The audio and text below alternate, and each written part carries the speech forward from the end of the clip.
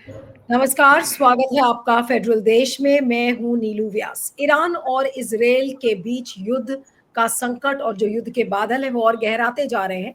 और अभी जो लेटेस्ट खबर आ रही है वो ये है कि इजरायल ने जो ईरान के मिलिट्री बेस थे उन पर अटैक किया है। और ईरान के कुछ हॉस्पिटल्स हैं उनके ऊपर अटैक हुआ है। और ये सब तब जबकि G7 की समिट कनाडा में शुरू होने वाली है। और अभी ये भी खबर आ रही थी कि डोनाल्ड ट्रंप ओमान में, यानी कि अमेरिका और ईरान के बीच जो न्यूक्लियर टॉक्स होने वाली थी ओमान में, वो कैंसिल हो गई। उसके बाद जबकि इजराइल ने जब ये अटैक बढ़ाया।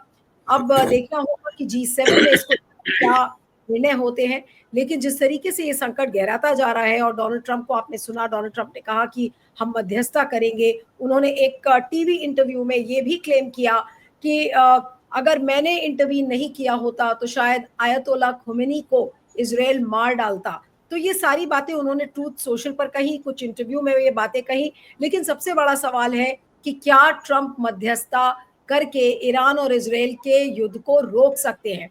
इसी बीच चाइना ने भी ये कहा है कि Okay, I found this on the web for China NED. Check it out. दोनों देशों के बीच दोनों देशों के बीच शांति होनी चाहिए। चाइना भी उसमें कूद पड़ा है। तो क्या अब ये जो कंपीटिंग दावे हैं दोनों के, अमेरिका और चाइना के बीच, क्या इसमें वाकई में कोई सोल्यूशन निकल सकता है? क्या इस युद्ध का हम अंत होता हुआ देख सकते हैं? किसी तरीके का कोई सीज फायर अनाउंसमेंट या रेजोल्यूशन G7 में निकलता है? इसको देखना होगा। और प्रधानमंत्री नरेंद्र मोदी भी होंगे वहां पर। और इस ईरान और इजराइल के युद्ध का असर भारत के डिप्लोमेटिक पोजीशन पर क्या पड़ेगा, आर्थिक रूप से और कूटनीतिक रूप से क्या असर पड़ेगा, उसको भी लेकर हम डिस्कशन करेंगे। हमारे साथ संजय कपूर हैं, अंतर्राष्ट्रीय मामलों के एक्सपर्ट और वरिष्ठ पत्रकार। आपका स्वागत है संजय। और हमारे साथ सिद्धार्थ शर्मा है, इंडिपेंडेंट मीडिया एनालिस्ट। आपका भी स्वागत है। संजय से शुरुआत करती हूँ कि संजय, जिस तरीके से ये संकट गहराता जा रहा है, ये युद्ध क्या वाकई में एक बहुत ही गंभीर मोड़ ले चुका है, जिसमें कि डोनाल्ड ट्रंप मध्यस्थता की बात करने लगे हैं, चाइना भी इसमें कूद पड़ा है। क्या वाकई में इस युद्ध का अंत आप होता हुआ देखते हैं किसी भी एंगल से? देखिए, ये बहुत कठिन और बहुत ही जटिल समय है। अगर आप गौर करें, इतना सारा एक साथ हो रहा है कि उसको एनालाइज करने में भी टाइम लगता है, प्रोसेस करने में टाइम लगता है। परंतु ये मेरे ख्याल से सौभाग्य की बात है कि G7 समिट अभी कनाडा में हो रहा है, और इसमें तकरीबन वो सब एक्टर्स रहेंगे इजराइल को छोड़ के, जो कि वहाँ पर युद्ध को समाप्त करने में मदद कर सकते हैं। डोनाल्ड ट्रंप रहेंगे, जिन्होंने कई दफ़ा वॉलंटियर करा है कि मैं युद्ध को ख़त्म कर सकता हूँ, उसी अंदाज में जैसे कि हिंदुस्तान पाकिस्तान का करा था। और ये भी कि उनके प्रयासों की वजह से खुमैनी साहब की हत्या नहीं करी गई। तो अगर ये मन बनाते हैं कि हमें रोकना है तो रोक सकते हैं, ऐसी बात नहीं है। क्योंकि मेरा जो अपना तजुर्बा है कि ईरान में सबसे ज़्यादा अगर अमरीकी कोई नेता जिसको कि इज़्ज़त मिलती है बर्नी सैंडर्स वगैरह के छोड़ने के बाद, तो वो है डोनाल्ड ट्रंप। 2016 में जब मैं गया था चुनाव के पहले, तो उस जिस दिन है ना ट्रंप जीते, तो उस दिन इतनी ज़्यादा खुशी थी कि पहली बात तो डीप स्टेट की जो सो कॉल्ड जो रिप्रेजेंटेटिव थी हिलरी क्लिंटन हार गई थी, और डोनाल्ड ट्रंप जीत गए थे। और वो उम्मीद कर रहे थे ईरानियंस कि उनके आने के बाद पूरा बदलाव हो जाएगा और उनके ऊपर सैंक्शंस हटा दिए जाएंगे। सबसे दुर्भाग्यपूर्ण बात ईरानियंस की ये है कि सैंक्शंस लगातार बने हुए थे, और ना उम्मीद कर रहे थे कि सैंक्शन हट जाएंगे जैसे ट्रंप आएंगे। ट्रंप ने उनकी बात को मेरे ख्याल से उनसे इत्तेफाक नहीं करा किसी कारण, और सैंक्शन नहीं करे। पर अभी भी हालत ऐसी है कि लोग उम्मीद करते हैं कि वो ही एक सज्जन है जो कि हस्तक्षेप कर सकते हैं पीस के लिए या शांति को बहाल करने के लिए। और ट्रंप ने ये भी कहा है उनका अपने विदेश सचिव के माध्यम से कि हमने इसमें इंटरवीन नहीं करा है। परंतु ईरान बार बार कहता है कि ये गलत बात है। ये ईरान ये ने बात साबित करने की कोशिश करी है कि अमेरिका का इसमें दखल है जिस तरीके से युद्ध हो रहा है। उन्होंने इंटेलिजेंस के को वो दिए हैं, कोऑर्डिनेट्स दिए हैं, उन्होंने सैटेलाइट कोऑर्डिनेट्स दिए हैं, सब बताया है कि कौन कहाँ पर है। और उनके जो इतने सारे बड़े ओहदों पे जो लोग मरे हैं ईरान के, चाहे रेवोल्यूशनरी गार्ड से हों चाहे आर्मी से हों, वो सभी मरे हैं इसी वजह से क्योंकि उनको इंटेलिजेंस प्राप्त हुई अमेरिका और मोसाद के माध्यम से। तो ये बात मैं मानता हूँ कि स्थिति बहुत जटिल है, और और अगर यहाँ पे रोका नहीं गया अगले 2-3 दिन के अंदर, तो मेरे ख्याल से ईरान तो तबाह हो जाएगा, क्योंकि ईरान ने भी काफ़ी नुकसान करा है ईरान को, इसको क्या नाम है, इजराइल को। परंतु ईरान की स्थिति और भी गंभीर है। उनके पास है ना सैंक्शंस ना होने, सैंक्शंस लगे हुए थे, इस वजह से वहाँ पे स्थिति बहुत गड़बड़ा गई है। ईरान की इतनी मजबूत हालत नहीं जितनी की दिखाते हैं। परंतु ईरान ने बहुत नुकसान करा है इजराइल का, जो कि पहले से उम्मीद नहीं करी जा रही थी। कई सारे शहर ध्वस्त कर दिए हैं, पर ईरान के पास वो कैपेबिलिटी नहीं है जो कि अमेरिका के माध्यम से इजराइल की है, और इजराइल को पूरी मदद पश्चिमी देशों से मिल रही है। तो देखते हैं कहाँ जाती है। बिल्कुल। और जो अभी की ये जो खबर आ रही है, और अभी ये 7:07 की ही खबर है जो कि मैं अब आपको बताने वाली हूँ, उसमें ये है कि जो इजराइल ईरान वॉर न्यूज़ है, उसका ये कहना है कि अगर यूएस ने इजराइल को, यानी कि अगर अमेरिका ने इजराइल को नहीं रोका, तो तेहरान और ज़्यादा तेज़ हमले करेगा। ये अभी की एक बड़ी खबर इस समय आ रही है। और इजराइल ईरान वॉर न्यूज़ ने ही अपडेट दिया है कि Iran's foreign ministry spokesperson says Israel's attack on a hospital in western Iran is a war crime, यानी कि ईरान के कुछ अस्पतालों में भी काफी नुकसान हुआ है इजराइल के इस अटैक का। क्या कहेंगे सिद्धार्थ, जिस तरीके से ये पूरा जो युद्ध है और ये जो मोड़ ले रहा है, क्या वाकई में डोनाल्ड ट्रंप इसमें मध्यस्थता कर पाएंगे? क्योंकि डोनाल्ड ट्रंप क्यों चाहेंगे कि उनकी फोर्सेस अब इसमें इन्वॉल्व हों, जो कि हमेशा वो वॉर से दूर भागते हैं। वो कहते हैं कि भाई हम अपने सैन्य बल को हम नहीं भेजेंगे युद्ध क्षेत्र में। तो अब कैसे दबाव बनाएंगे डोनाल्ड ट्रंप नेतन्याहू के ऊपर? ये एक बड़ा सवाल हो गया है सबके सामने। इजराइल और ईरान दोनों ही जो इस युद्ध में पड़े हैं वो इसीलिए हैं क्योंकि दोनों ही सभ्यता या दोनों ही नेतृत्व बहुत कट्टर हैं। तो एक कट्टर सिद्धांत के चलते ये दोनों एक दूसरे से लड़ रहे हैं, लेकिन इसके कुछ व्यवहारिक पहलू हैं, और व्यवहारिक पहलू ये है कि कोई भी युद्ध होता है तो उसमें सैनिक तो मरते ही हैं, बहुत ज्यादा सिविलियंस को भी, जनता को भी जान माल की हानि होती है। तो इस युद्ध में हम देख रहे हैं कि इजराइल की ओर से, इजराइल के पास जो हथियार हैं उसकी क्वालिटी बेहतर है, और ईरान के पास जो हथियार हैं उसकी क्वांटिटी उनके पास ज्यादा है। इसीलिए एक तरफ हम देख रहे हैं कि इजराइल भी ईरान के काफी सारे ठिकानों को वो ध्वस्त कर रहा है। दूसरी तरफ हम ये भी देख रहे हैं कि इजराइल के पास हालांकि दुनिया की सबसे अच्छी व्यवस्था है, एयर डिफेंस सिस्टम है, थर्ड एयर डिफेंस और पेट्रियट एयर डिफेंस जो अमेरिका का है वो उनके पास है। वो कहते हैं अब मेरे पास आयरन डोम है, इसके बावजूद ईरान के मिसाइल्स इजराइल पे गिर रहे हैं। इसका मतलब ही यह है कि दोनों तरफ जानमाल की हानि हो रही है। तो कभी भी जब दो तरफ जानमाल की हानि होती है तो विचारधारा और सैद्धांतिक कट्टरवाद अपने जगह पे रहता है, लेकिन नेतृत्व दबाव में भी आता है, क्योंकि जनता का भी मनोबल गिरता है, जनता की ओर से भी एक दबाव आता है। हमें पता है कि 1998 में भारत में अटल बिहारी वाजपेयी जी ने एक न्यूक्लियर बम विस्फोट करके बताया था कि हमारा एक न्यूक्लियर डॉक्ट्रिन है, लेकिन 1.5 साल बाद जब भारत का ही एक हवाई जहाज IC-814 हाईजैक हो गया, और तो दबाव में आके, जनता की दबाव में आके, यात्रियों के परिवार के दबाव में आके उस समय की भारत सरकार ने आतंकवादियों को भी छोड़ा। तो जनता का एक दबाव होता है। तो ये जो युद्ध ऐसा चल रहा है इसमें दोनों तरफ की हानियां हो रही है, हानि एक ही तरफ की नहीं हो रही है। लेकिन सबसे बड़ी इसमें दिक्कत ये आ गई है कि इजराइल ने ये हमला शुरू करने से पहले बहाना ये बताया, मतलब उसका कारण ये बताया कि ईरान जो है वो न्यूक्लियर बम बनाने के नजदीक पहुंच गया है, इसको हम नष्ट करना चाहते हैं, मतलब ईरान की परमाणु क्षमता को वो नष्ट करना चाह रहे हैं। अब दिक्कत यह है कि इतनी सारी बमबारी के बाद भी ये अब स्पष्ट हो चुका है कि ईरान का जो परमाणु संयंत्र है या उनकी जो न्यूक्लियर कैपेबिलिटी है उस पर कोई बहुत गंभीर संकट या बहुत गंभीर तरह से उसको इजराइल की बमबारी ने उसको नुकसान नहीं पहुंचाया है। आज ही IAEA की एक रिपोर्ट है, क्योंकि 2 दिन पहले जिस दिन शुरू हुआ था उस दिन इजराइल ने कहा था कि हमने ईरान के एक नतांज करके एक जगह है जहां पर कि उनका न्यूक्लियर एनर्जी या न्यूक्लियर बम वगैरह बनाने की फैसिलिटी है, उसको उन्होंने बमबारी की थी और उन्होंने सैटेलाइट फोटो दिखाया था। ईरान ने भी माना था कि हाँ, नतांज पे बमबारी हुई है। लेकिन आज IAEA की रिपोर्ट है, जो कि अंतरराष्ट्रीय परमाणु संधि की संस्था है, कि नतांज में जो हुआ है उससे कोई अंदर, मतलब जो गहरा उनका रखा हुआ है, जो जमीन के अंदर उनका परमाणु संयंत्र है, उस पर किसी तरह की हानि नहीं हुई है, कोई रेडिएशन नहीं हुआ है।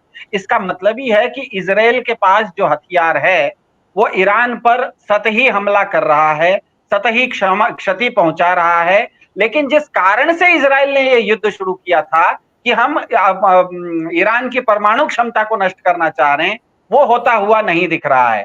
अब क्योंकि वो होता हुआ नहीं दिख रहा है, इसीलिए इजराइल भी परेशान है।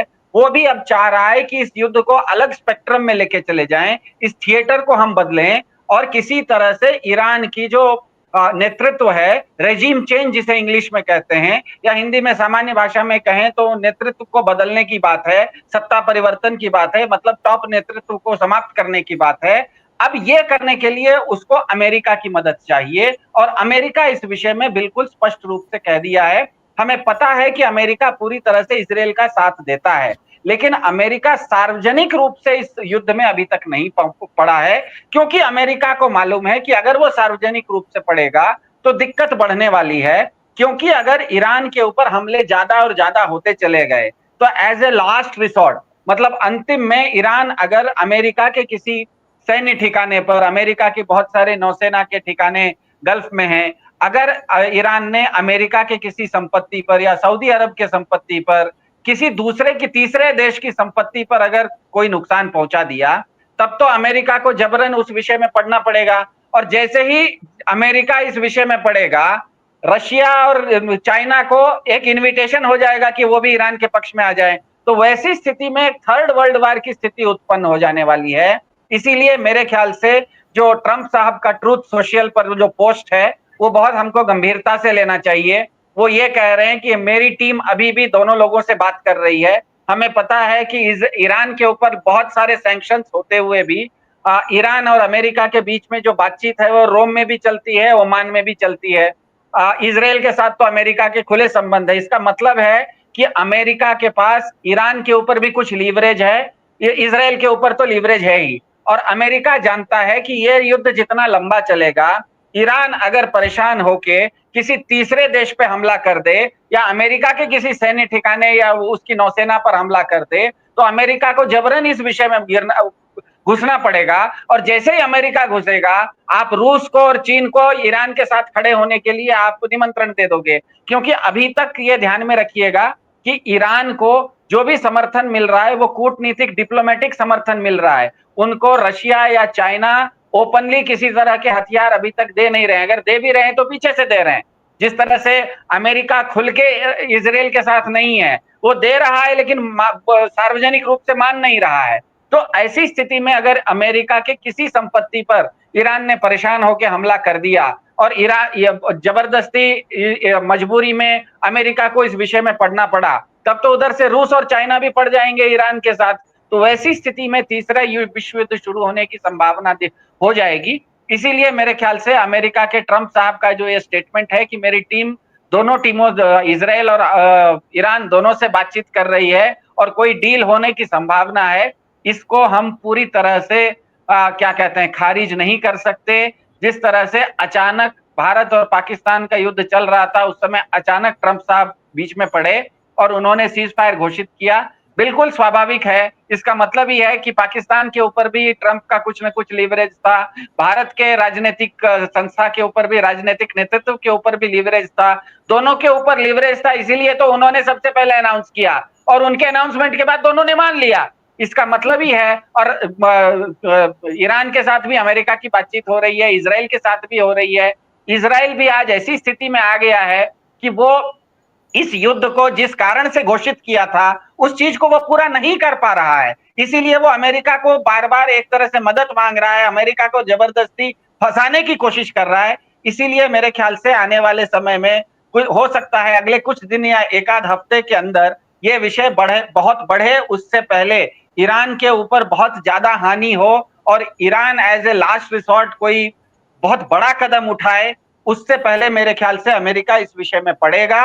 और इस चीज को G7 या किसी तीसरे देश की जरूरत नहीं है, कहीं पर यह घोषणा नहीं होगी। जिस तरह से भारत पाकिस्तान के बीच में अचानक घोषणा हुई थी, वैसे अचानक एक घोषणा होने की संभावना मुझे ज्यादा दिख रही है, क्योंकि दोनों ही देश के नागरिक इसमें हताहत हो रहे हैं, इजराइल के भी लोग मारे जा रहे हैं, ईरान के भी लोग मारे जा रहे हैं, और दोनों का नेतृत्व अब प्रेशर में आ गया है कि सैन्य ठिकाने तो अपने जगह पर हैं, लेकिन जनता मारी जा रही है, और जनता का मनोबल अगर टूटता है तो इसका मतलब उस देश के युद्ध करने की क्षमता रुकती है। इसका मतलब ये नहीं है कि हमें ये ध्यान में रखना है कि इजराइल के पास अगर हथियारों की क्वालिटी अच्छी है तो ईरान के पास हथियारों की क्वांटिटी भी अच्छी है। हमें पता है कि इजराइल का इतना अच्छा आयरन डोम, जिसमें कि थार्ड और पेट्रियट एंटी मिसाइल सिस्टम है, उसको भी ईरान ने भेज दिया, क्योंकि ईरान के पास 3000-4000 बैलिस्टिक मिसाइल हैं और 300-400 हाइपरसोनिक मिसाइल्स भी हैं। उनके पास एक कासिम बरीम करके एक नया शायद मिसाइल आया है, 1-2 महीना पहले ही उन्होंने टेस्ट किया है। तो ईरान क्या करता है, कई सारे दर्जनों बैलिस्टिक मिसाइल लॉन्च कर देता है, और जब तक इजराइल उन दर्जनों बैलिस्टिक मिसाइल को रोकने के लिए अपना एंटी मिसाइल सिस्टम लगाता है, तब तक एक हाइपरसोनिक मिसाइल नीचे से भेज देता है। इसीलिए इजराइल पर भी क्षति हो रही है। हम देख रहे हैं कि इजराइल का जो हाइफा पोर्ट है उस पर भी क्षति हो रही है। दूसरी तरफ इजराइल के पास तो अमेरिका का दिया हुआ बहुत दुनिया के सबसे आधुनिकतम हथियार हैं ही, इसीलिए इजराइल अगर ईरान पर हमला कर रहा है और वो सफल हो रहा है तो वो बहुत आश्चर्यजनक नहीं है। लेकिन ईरान भी जवाब में हमले कर रहा है और इजराइल के नागरिक हताहत हो रहे हैं, तो इजराइल में भी दबाव में तो सबको ही आ गया है। और मेरे ख्याल से जैसे ही कोई दबाव में आता है, हमें पता है, जैसे हमको पता है भारत के प्रधान जी किस तरह से ट्रंप साहब के दबाव में आ जाते हैं, तो दबाव जैसे ही किसी देश पर आता है, अमेरिका उस दबाव का लीवरेज उठाने के लिए हमेशा तैयार रहता है, और वो इस चीज का एक्सपर्ट है। मुझे लगता है इजराइल और ईरान दोनों दबाव में है और अमेरिका इस चीज का लाभ उठाने वाला है, और ये किसी न किसी रूप से इसमें एक सीजफायर होने की संभावना मुझे दिख रही है आने वाले समय। कह रहे हैं कि अमेरिका किसी भी तरीके से सीज फायर करवाएगा, लेकिन संजय अगर मैं आपसे पूछूं कि चाइना भी अपने तरीके से दबाव बना रहा है और अपनी रीजनल सुप्रीमेसी को भी दिखाना चाह रहा है, तो ऐसे में चाइना और अमेरिका के बीच में क्या ये सवाल नहीं हो जाएगा कि कौन ये सीज फायर करवाएगा, अमेरिका कराएगा या चाइना कराएगा? चाइना का कितना स्टेक है इसमें? जो चाइना ने, क्योंकि चाइना ने भी कहा है कि दोनों देशों के बीच शांति होनी चाहिए, अब वो भी इस पूरे पूल में कुछ ना कुछ तलाशने की कोशिश कर रहा होगा, तो चाइना का क्या स्टेक है इसमें, और चाइना कितनी बड़ी भूमिका निभा सकता है इस युद्ध विराम में अगर ये ईरान और इजराइल के बीच में युद्ध विराम होता है? तो अगर चाइना और अमेरिका मिल जाए तो मेरे ख्याल जल्दी हो जाएगा, और अगर अमेरिका चाइना को श्रेय भी दे तो चाइना उससे सेटिस्फाइड होगा, क्योंकि वो वर्ल्ड पावर की तरीके से स्टैब्लिश हो जाएगा। तो मेरे ख्याल से चाइना की स्थिति विन विन वाली है, और वो इस समय उन्होंने अपनी बात बार बार कही है कि वो युद्ध विराम चाहते हैं, वो नहीं चाहते कि युद्ध आगे चले। और अगर ये बात अमेरिका क्या कनाडा में G7 के दौरान सी जिनपिंग और इनके बीच में होती है, चाहे पुल साइड होती है, चाहे फॉर्मल टॉक्स होती हैं, और उसके अंदर घोषणा हो जाती है, मेरे ख्याल से ईरान भी ये बात कबूल करेगा और इजराइल भी। क्योंकि मैं एक इजराइल के मिलिट्री एक्सपर्ट की बात कहना चाहता हूँ। उन्होंने कहा कि उसको कोशिश करनी चाहिए, उनमें नेतन्याहू को, कि किसी तरीके से वे ट्रंप की बात को कबूल करें और जल्दी से जल्दी है ना सीज फायर करें, क्योंकि जो ईरानियंस हैं उनमें क्षमता बहुत है हर तरीके का जुल्म सहने की, और लड़ाई के दौरान जितना भी हो सकता है वो बर्दाश्त कर लेते हैं, और उनकी याददाश्त भी लंबी है। तो अगर ये लड़ाई चलती रही तो क्या नुकसान पहुंचाएंगे इजराइल को, वो पता नहीं। तो इसलिए इज्जत के साथ सीज फायर कर ले, उसमें दोनों देशों की भलाई है। तो मुझे लगता है कि अगर इस तरीके के कोई प्रपोजल हुआ जो कि दोनों चाइना और अमेरिका साथ लेके आते हैं, तो मेरे ख्याल दोनों मुल्कों को ना ये कबूल होगा, और ईरान को भी इस बात का सुकून होगा कि उनके साथ जो ट्रीटी करी हुई है चाइना ने, वो उनको बातें कर रहा है सीज फायर के लिए, तो उसमें कोई उनको दिमाग में कोई शक नहीं होगा कि उनके साथ कोई गुनाह हो रहा है। ठीक है, मैं अंतिम सवाल सिद्धार्थ से करूंगी कि सिद्धार्थ, अब ये ईरान और इजराइल के बीच मध्यस्थता अमेरिका कैसे करवाएगा ये पता नहीं है, ये युद्ध कितना लंबा चलेगा, लेकिन अभी जिस तरीके से नुकसान और जान माल की खबरें आ रही हैं, नुकसान तो बहुत हुआ है, काफी लोग भी मारे गए हैं ईरान में भी और इजराइल में भी। लेकिन मोदी जी से भी लोग बहुत उम्मीदें लगा रहे हैं, और मोदी जी की जो डिप्लोमेटिक पोजिशनिंग होगी उससे हम क्या उम्मीद कर सकते हैं कि सरकार को क्या करना चाहिए, क्योंकि हमारे देश के ऊपर भी इस पूरे युद्ध का असर होगा कहीं ना कहीं। तो इस समय मोदी जी बैलेंसिंग एक्ट ही करेंगे या कोई ना कोई एक स्टैंड लेने की कोशिश करेंगे? जी, विश्व कप का फुटबॉल चल रहा होता है तो उसमें सचिन तेंदुलकर का क्या रोल होता है? यही रोल होगा मोदी जी का, क्योंकि विश्व कप फुटबॉल एक अलग खेल होता है। सचिन तेंदुलकर क्रिकेट खेल रहे होते हैं। तो भारत, इजराइल और ईरान के विषय में ना इधर का है ना उधर का है। ऐसा ही होता है, जब नीति स्पष्ट होती है तो आप अप्रासंगिक हो जाते हैं। तो भारत इजराइल पर निर्भर है क्योंकि उसको हाईटेक वेपन्स और पेगासस जैसे सॉफ्टवेयर इजराइल से मिलते हैं। दूसरी तरफ ईरान पर भारत निर्भर है क्योंकि हमारे प्रधान जी का जो 8,000 करोड़ का बोइंग हवाई जहाज है, उसमें जो भरा जाने वाला तेल है वो ईरान से आता है। तो इसीलिए ऐसी स्थिति है भारत की कि इस विषय में भारत न इधर का है न उधर का है। गेहूं के साथ घुन भी पिसता है, उस तरह की स्थिति है। क्योंकि एक तरफ भारत के प्रधान जी के दोस्त अडानी का पैसा फंसा हुआ है हाइफा पोर्ट में 10,000 करोड़ का, जिस पर कि ईरान हमला कर रहा है। दूसरी तरफ प्रधान जी के सरकार का पैसा फंसा हुआ है 25,000 करोड़ चाबहार पोर्ट में, जो कि ईरान में है, जिस पर इजराइल हमला कर रहा है।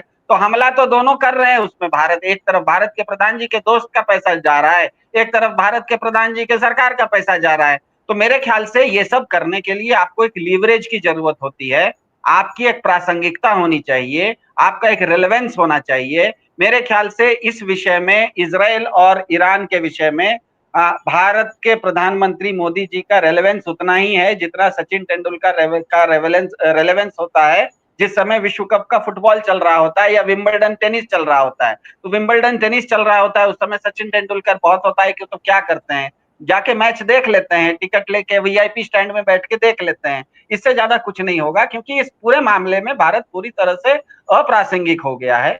दूसरी बात यह है कि जैसा आपने कपूर साहब को पूछा, चाइना इसमें, मेरे ख्याल से चाइना एक अलग तरह का पावर है। हमें पता है कि चाइना के लोग कहीं ना ट्विटर पे, ना सोशल मीडिया पे, ना फेसबुक पे, वो चाइना ना क्रेडिट के लिए काम कम करता है, नाम के लिए काम कम करता है। वो अपना फोर्स प्रोजेक्शन दिखाता है, वो अपने आप को सॉलिडिफाई करता है। तो मेरे ख्याल से चाइना इसमें, उसका नाम हो या ना हो, उसमें वो नहीं पड़ेगा। लेकिन वो चाहेगा कि ये ईरान और इजराइल वाला विषय खत्म हो जाए, क्योंकि अगर वो खत्म नहीं होता और कहीं ईरान अगर गुस्से में आके या परेशान होके अमेरिकी संपत्ति पर हमला कर देता है और अमेरिका अगर ईरान पर हमला वापस करेगा, तब फिर चाइना के साथ मजबूरी हो जाएगी कि उसको ईरान के साथ खड़ा होना पड़ेगा। क्योंकि एक विश्व युद्ध अगर शुरू हो गया, उस समय चाइना तटस्थ नहीं रह सकता। तो मेरे ख्याल से चाइना भी ये चाह रहा है और अंदर अंदर से इसमें मेहनत भी कर रहा है। इसमें 2-3 और भी देश रोल प्ले करेंगे, बहुत बड़ा रोल प्ले करेंगे। उसमें ओमान प्ले करेगा रोल, कतर प्ले करेगा और सऊदी अरब प्ले करेगा। इन सब देशों, क्योंकि ये सब इस्लामिक देश हैं, इनका भी ईरान के साथ किसी न किसी तरह का एक बैक चैनल डिप्लोमेसी चलती रहती है। तो मुझे लगता है कि ये स्थिति इस ऐसी स्थिति में आ गई है कि इजराइल के पास भी पिछले 5-6 दिन से हमला करते करते मिसाइल, मतलब स्टॉक पाइल तो घट रहा है, आप रोज मिसाइल फायर कर रहे हैं, उसका मतलब आपके पास बचे हुए कम है। ईरान के साथ भी वही स्थिति है। तो इसीलिए मेरे ख्याल से ये दोनों एक ऑनरेबल एग्जिट का रास्ता खोज रहे हैं, दोनों को एक बाइज्जत बरी होने का रास्ता चाहिए। ऐसी स्थिति में अमेरिका बहुत इस चीज को लीवरेज अच्छा उठा लेता है। मुझे लगता है आने वाले समय में अमेरिका उसका फायदा उठा लेगा और इस चीज को किसी न किसी तरह से फिलहाल तो शांत कर देगा, ऐसा मुझे लग रहा है। चलिए देखना होगा, लेकिन फिलहाल अल जजीरा पर मैं एक अपडेट देख रही हूं कि multiple explosions have been heard around Tehran as Israel issues new threats to residents of Iranian capital, warning of imminent attacks. ये अभी अभी की खबर है, ये अभी जो मैं लाइव आपके साथ हूं उस समय की ये खबर है कि कई सारे विस्फोट तेहरान के आसपास के इलाकों में सुनाई पड़ रहे हैं और जो रेजिडेंशियल एरियाज है वहां पर भी कुछ ऐसी खबरें हैं कि वहां पर भी कुछ अटैक होने के अंदेशे दिख रहे हैं। तो इस समय बहुत ही दुर्भाग्यपूर्ण सी स्थिति बनी हुई है ईरान और इजराइल के बीच में, लेकिन मध्यस्थता करके क्या ये सीज फायर हो सकता है, ये एक बड़ा सवाल है। आप दोनों का बहुत बहुत शुक्रिया। Sanjay ji, Siddharth, thank you so much for joining. Thank you.